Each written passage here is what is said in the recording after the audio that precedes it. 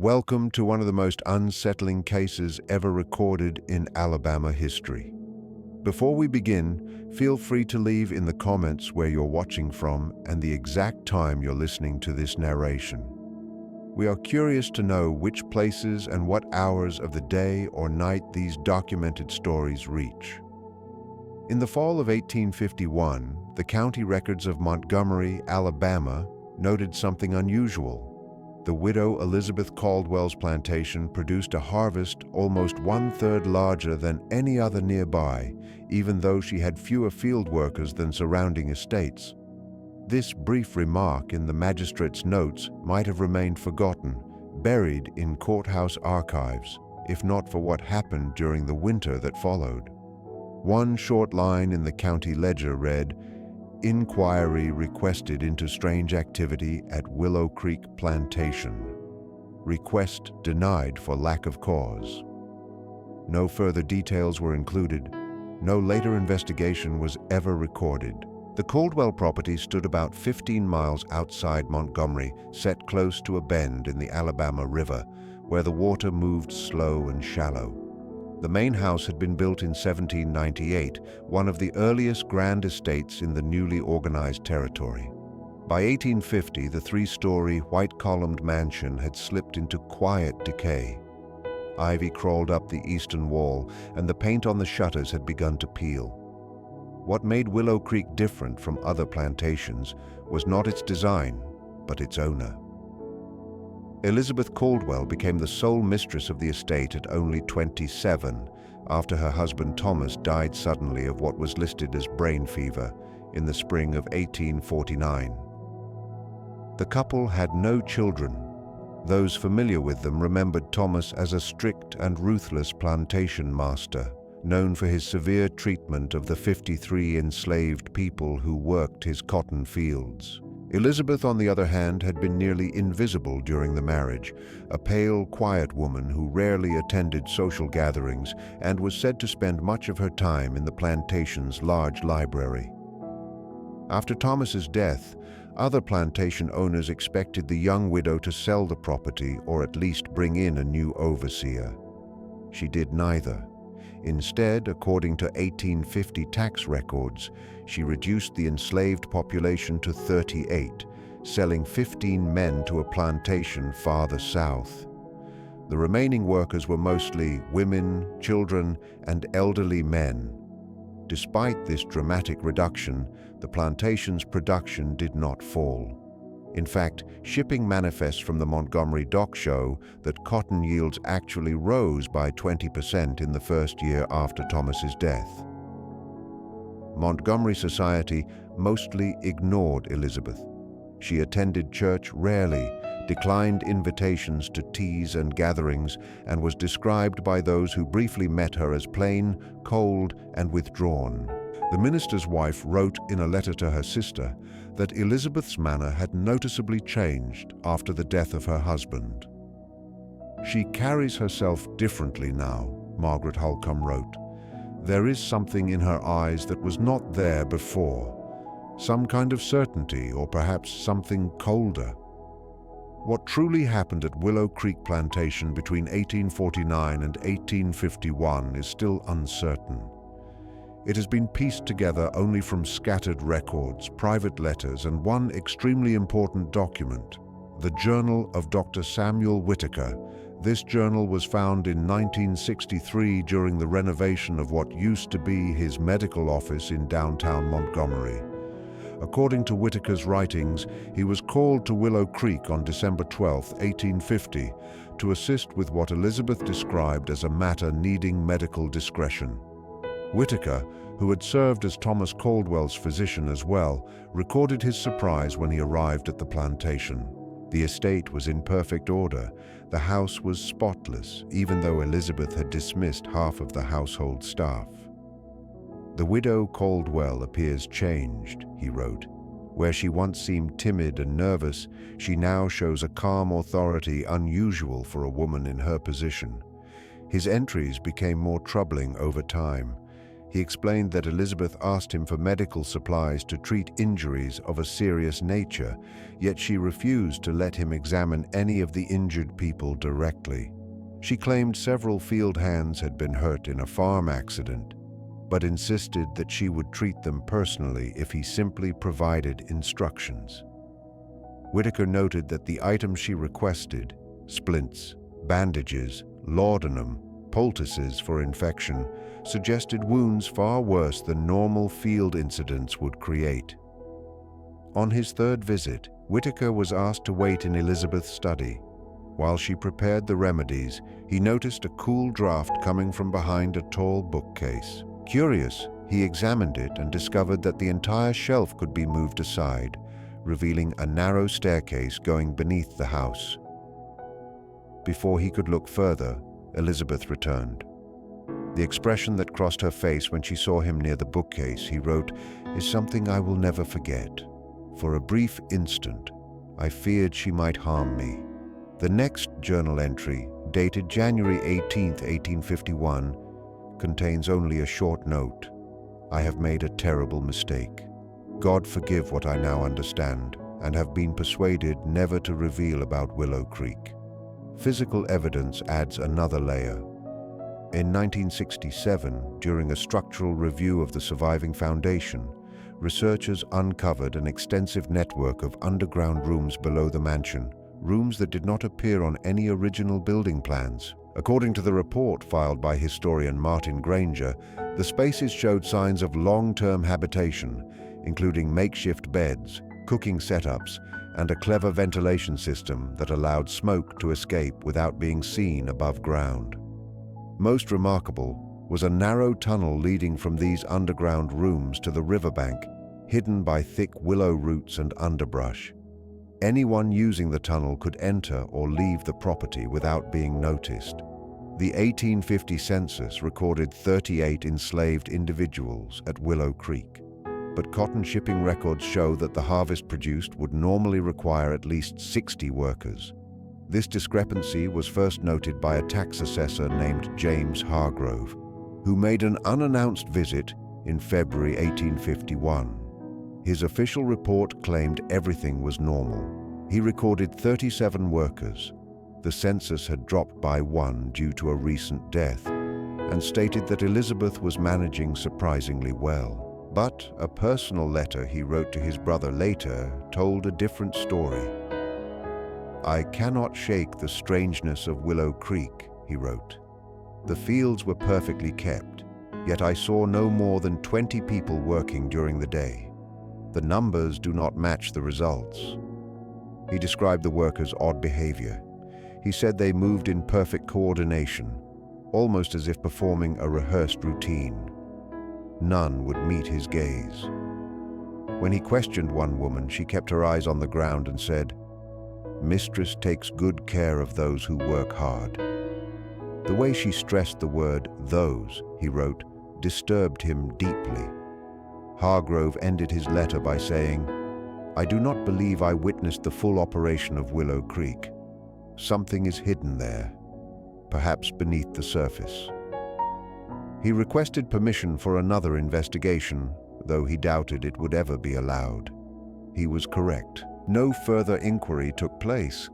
Hargrove himself died 3 months later of sudden heart failure, despite having no known health issues. The most revealing clues about what may have happened came from an unexpected source. The journal of Abigail Foster, the 18-year-old daughter of a nearby plantation owner. Her entries, written between October 1850 and March 1851, describe increasingly strange experiences at the Caldwell property. My father insists I visit the widow with him, she wrote in November. He believes she needs a woman's company, though I fear he hopes for something more. Abigail described Elizabeth as quiet, observant, and unsettling. She wrote that the house felt unnaturally silent. More than once she heard sounds that seemed out of place, voices in empty rooms, movement when no one else was nearby. One day she was waiting in the parlor and heard children laughing beneath the floorboards. When she mentioned it, Elizabeth calmly said the echo of old houses could be misleading, and she had probably heard children from the kitchen yard. Yet when they later walked outside, no children were anywhere in sight. By January, Abigail's unease grew stronger. "Mrs. Caldwell invited me for tea today," she wrote. "Father was pleased, believing she enjoys my presence. I am not convinced." Abigail explained that Elizabeth asked strange questions about her father's habits, the design of their home, and their cellar, especially whether it connected to any other parts of the house. "She has asked me to come back next week to see her library, which she says holds several books of poetry that she believes would interest me. I realize I do not want to return, though I cannot explain the reason clearly." The last entry about Willow Creek, written on March 12th, is the most unsettling of all. "I have seen what is hidden underneath. God help me. I have seen it, and I can never forget it. Mrs. Caldwell knows that I know. The look we exchanged was enough. I believe she is deciding whether I can be trusted or whether I will also need to disappear." The journal ends suddenly. According to family notes, Abigail was sent to relatives in Philadelphia the following week, supposedly for schooling. She never came back to Alabama. What exactly did Abigail discover beneath Willow Creek Plantation? The historical record gives no firm answer, but the surrounding clues suggest a possibility that would have been shocking in that era. Between 1849 and 1851, there was a rise in Underground Railroad activity throughout the South. Montgomery itself had several quiet supporters of abolition working in secrecy to help enslaved people escape toward the North. A ledger found in 1960 in a hidden drawer of Elizabeth's writing desk seems to show a coded list of people. 25 names written only as initials, next to dates and short notes like R-bound or C-bound, possibly referring to routes toward the Ohio River or Canada. If Elizabeth Caldwell was truly sheltering runaway slaves beneath her own plantation while still living as a respected Southern widow, it would have been one of the boldest and most dangerous double lives ever recorded. Running such an operation would have been extremely difficult and risky. How did Elizabeth feed extra people without anyone becoming suspicious? How did she arrange their movements safely? Most importantly, how did she keep the secret from her own enslaved workers, some of whom must have known something was happening below the house? Some answers may lie in the unusual financial records she kept. Her books show regular purchases of supplies in amounts far larger than needed for the number of people officially living at Willow Creek. Even more revealing were the frequent small payments made to riverboat captains, amounts that could have supported quiet transport along waterways connected to Southern Underground Railroad routes. The human relationships at Willow Creek must have been extremely delicate. The enslaved workers who remained after Thomas Caldwell's death seem to have formed a rare alliance with Elizabeth. Reports from nearby plantations mention that her workers showed unusual loyalty, turning down offers of better conditions elsewhere. This suggests they may have been active partners in whatever she was doing, possibly inspired by the hope of freedom for themselves or for members of their families. The fate of Elizabeth Caldwell and her hidden network becomes unclear in the spring of 1851. County documents show that Elizabeth sold the plantation in April of that year to a merchant from New Orleans. She vanished from Alabama society entirely, with no further trace in official records. However, a letter uncovered in 1958 in the collection of an abolitionist group in Boston mentions a Southern widow of means who had given extraordinary help to the cause of freedom at great personal danger and was now living in their community under a different name. The letter dated July 1851 provides no other details, but the timing matches Elizabeth's disappearance. What happened to the people who may have been sheltered beneath Willow Creek is still unknown. No mass graves or signs of violence have ever been found on the property. This suggests that if Elizabeth truly assisted them, she may have succeeded in helping many escape before she was exposed. The entire story might have stayed buried if not for a discovery made during civil rights construction efforts in the 1960s. Workers remodeling what had once been the Montgomery courthouse found a sealed wall space containing a single paper, a warrant for the arrest of Elizabeth Caldwell, accusing her of theft of property and encouraging insurrection, both capital offenses in Alabama in 1851. The warrant was dated April 10th, only days before she sold the plantation. It had never been served. A note on the back, written in handwriting, later confirmed to match the county sheriff, read, "Some matters are better left untouched. The widow has gone. Let this go with her." What happened at Willow Creek Plantation between 1849 and 1851 may never be fully known. The remaining physical evidence was lost when the plantation house burned down in 1938. No photographs of Elizabeth Caldwell have ever been found. She now survives mostly as a shadow in the historical record, seen only through the words of others. Her true motives and inner life remain open to interpretation. If she truly built an underground railroad station beneath her own home, positioned in the Deep South at the height of slavery, she carried out one of the most dangerous acts of resistance possible.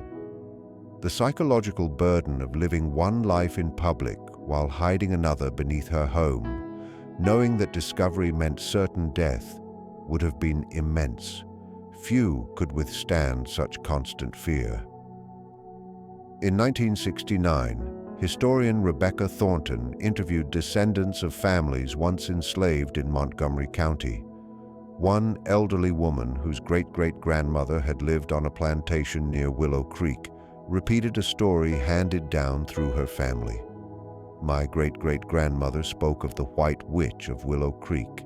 That was the name they gave her, not because she used magic, but because she made people vanish as if by magic. They said she looked like a proper lady, but had the heart of someone fighting for freedom. The adults would stop speaking when children entered the room. Even long after she was gone, it was not safe to know too much about the White Witch. Perhaps the most haunting part of the Willow Creek story is what it implies about other hidden networks across the South. Secret acts of resistance that were never recorded, risks taken that will never be known, lives saved that will never be counted. How many other women or men might have done the same? Working in shadows now too deep for history to uncover. The land where Willow Creek once stood is now private farmland. Only part of the old stone foundation remains. Local people say the area feels strangely quiet, a kind of stillness that feels intentional instead of natural. Some say they hear faint whispers when the wind moves through the old willow trees near the creek. In 1968, an archaeology team tried to dig out the underground rooms completely, hoping to find clear proof of their purpose. The project ended suddenly after equipment problems, and an unexplained illness struck the lead researcher. The site was filled in again, and no further study has been attempted. At the Alabama State Archives in Montgomery today, you can still see the tax logs, shipping notes, and other official papers that tell the public version of Willow Creek's story. But the private version, what happened below those polished fields, remains untouched. Some secrets seem to be guarded not only by people but by the land itself. What we can say with certainty is this. For a short time in the early 1850s, a widow named Elizabeth Caldwell oversaw a plantation that produced more than expected with fewer workers than required. People noticed, questions were raised, and then suddenly those questions faded away. Elizabeth vanished, taking with her whatever truth could explain the contradictions in the records. Researchers of the Willow Creek mystery often describe a strange feeling, as if someone unseen is watching, judging whether they deserve to learn more. Maybe it is simply the natural tension of studying a dark part of the nation's past, or perhaps it is something else. The lingering caution of those who once risked everything to protect a secret on which many lives depended.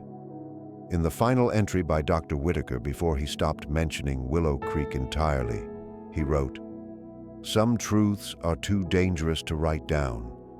Some secrets must be carried to the grave. I have seen what the widow built beneath her house of deception.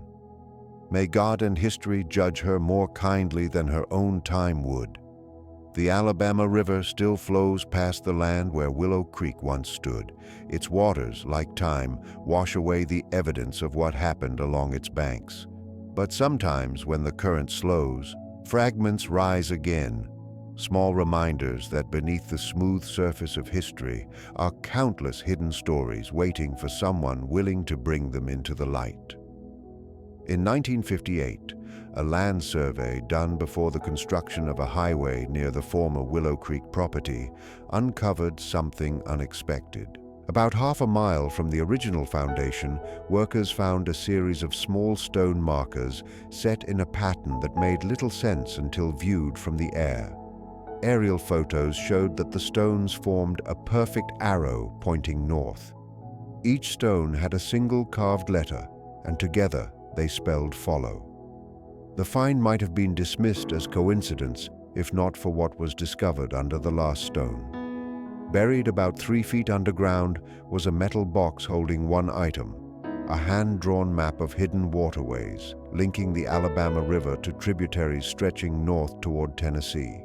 The map had no signature, but handwriting analysis later confirmed it matched Elizabeth Caldwell's writing found in old plantation records. The map showed notes about water depth, quiet docking points, and locations marked simply as safe harbor. Most striking was a coded message written along the border, a message that stayed unsolved until 1965, when a linguistics professor from Tuskegee University recognized it as a substitution cipher built on biblical references often used by abolitionists. When decoded, it read, "25 souls carried from bondage into light.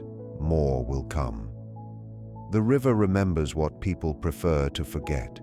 This discovery supports the theory that Elizabeth Caldwell was running a carefully planned underground railroad station at Willow Creek, one that used the river system to move escaping enslaved people north. But it creates as many questions as it solves. How did a Southern widow with no recorded abolitionist ties build something so dangerous? What changed her from an ordinary plantation mistress into someone willing to risk her life to challenge the very system that gave her social power? Partial answers appear in correspondence found in 1964 in the attic of the former home of Reverend William Parker, a northern missionary who lived in Montgomery during the 1840s before returning to Massachusetts.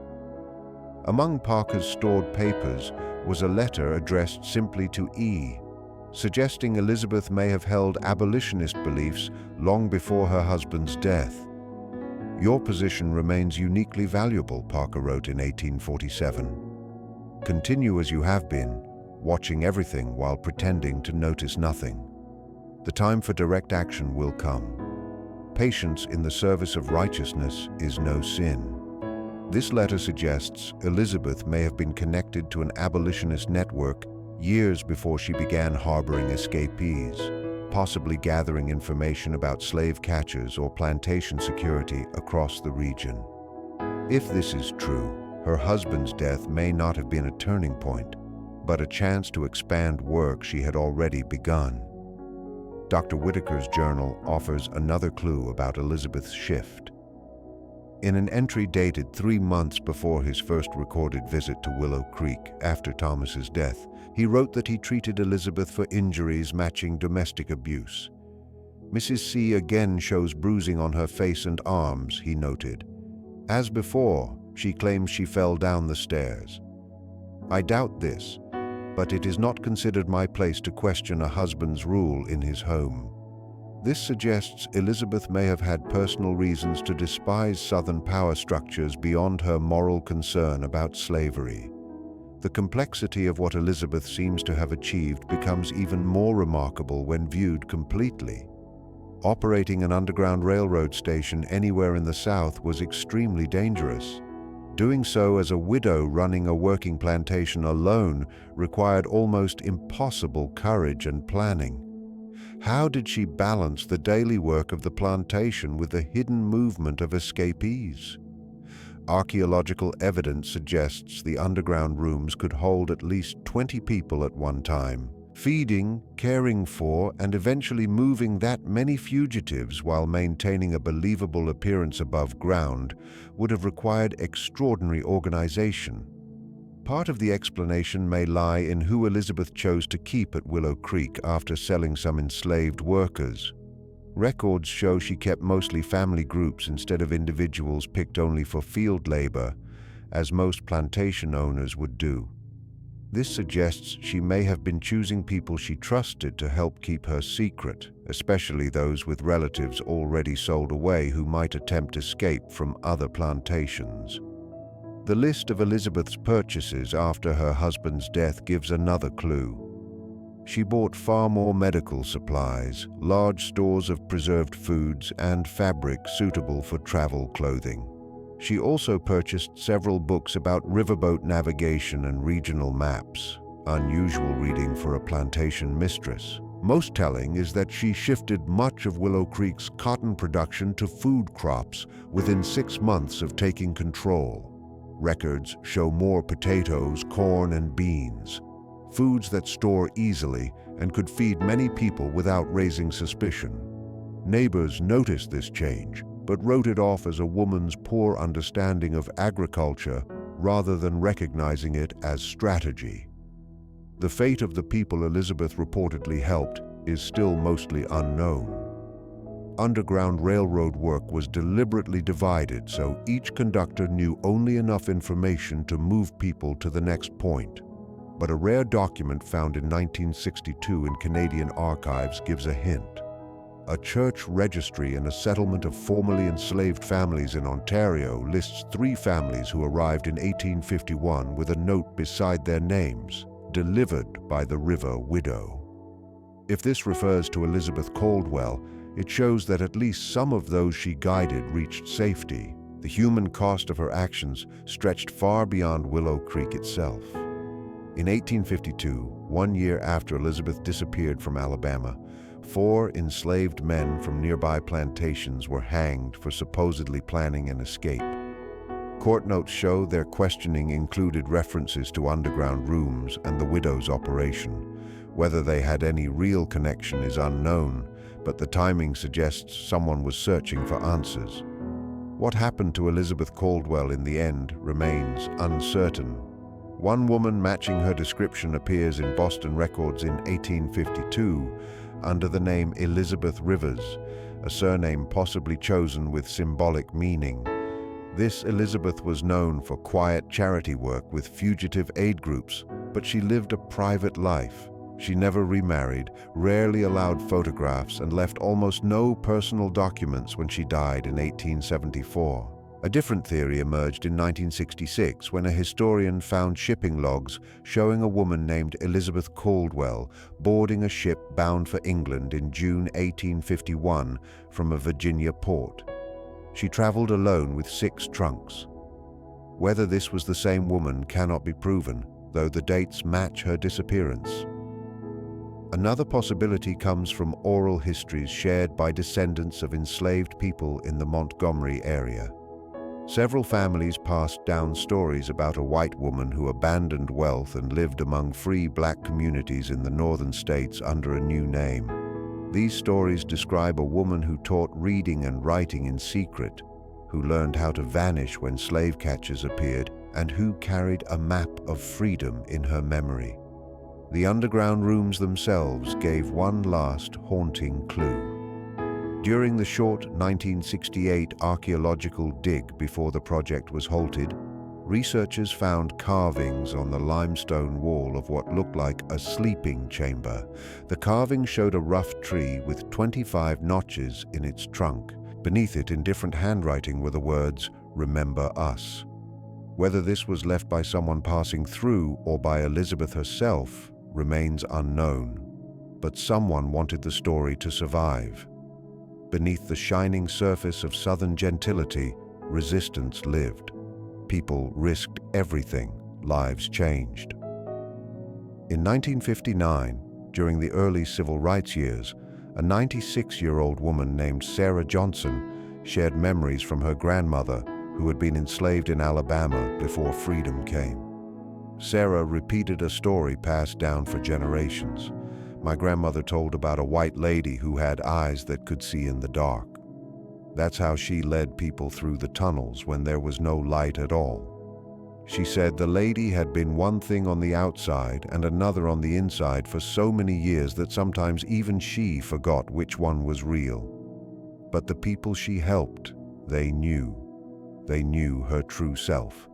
The story of Elizabeth Caldwell and Willow Creek Plantation remains one of the South's most lasting mysteries, a glimpse into the hidden world of resistance inside the heart of the slave system. If Elizabeth truly built and ran an underground railroad station beneath her own home, in full view of a society that would have killed her for it, she stands as a rare example of a different kind of courage, the courage to live a double life when revealing the truth meant death. The land where Willow Creek stood now looks nothing like what Elizabeth knew. It has been divided many times and passed through owners who knew nothing of its history. A small marker placed in 1970 briefly mentions the plantation but says nothing of what may have happened below it. Some histories stay buried. In 2002, ground-penetrating radar created a full map of the tunnels, once linking the hidden rooms to the river. The technology revealed something earlier digs had missed, a small chamber under what had been Elizabeth's study.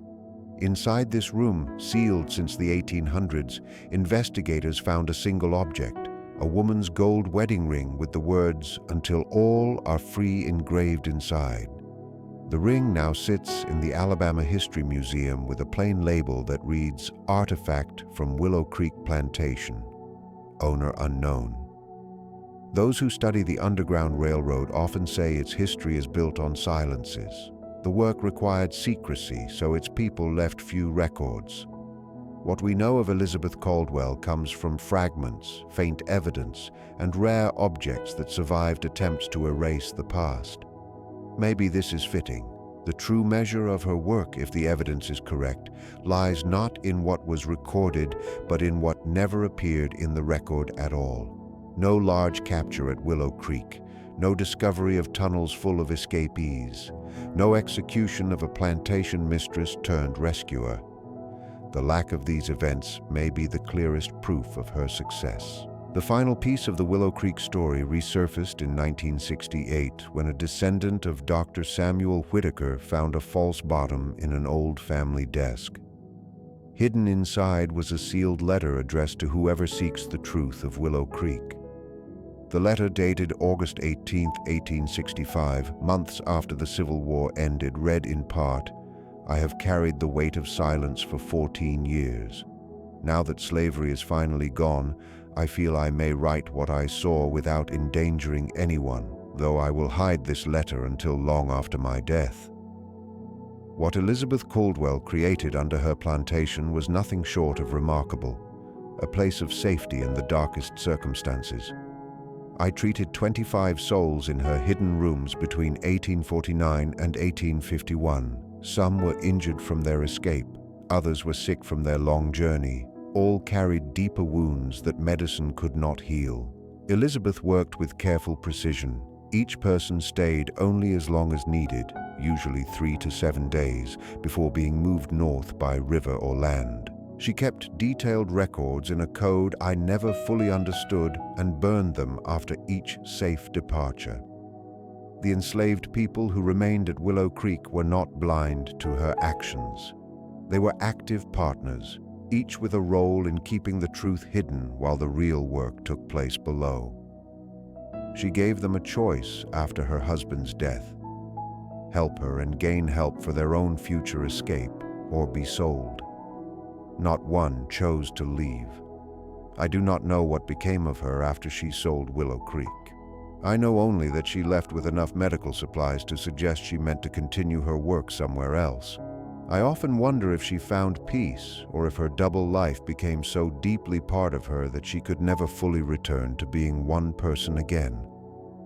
What I witnessed in those underground rooms changed me forever. I had been raised to believe slavery was natural. Watching human beings claim freedom with such strength destroyed those beliefs completely. Elizabeth once told me, "Some see the world as it is and accept it. Others see the world as it should be and make it so." She was one of the latter. Whether history will remember her, I do not know. Perhaps it is better if it does not. The most effective rebellion is often the one unnoticed until after it has succeeded. It was signed simply SW and dated from Philadelphia, suggesting Dr. Whitaker moved north after the events at Willow Creek. And so the story of the Alabama widow who sheltered fugitives beneath her plantation stays suspended between history and shadow, neither proven nor discredited. The remaining evidence points to an unusual tale of courage, secrecy, and personal transformation. But like many stories of resistance in that dark chapter of American history, certainty may never come. Perhaps a final piece of proof rests in an attic, or a courthouse drawer, or an old family Bible, still hidden.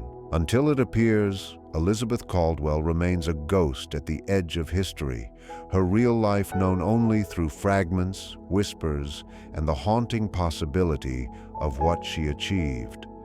The Alabama River keeps flowing past the land where Willow Creek once stood.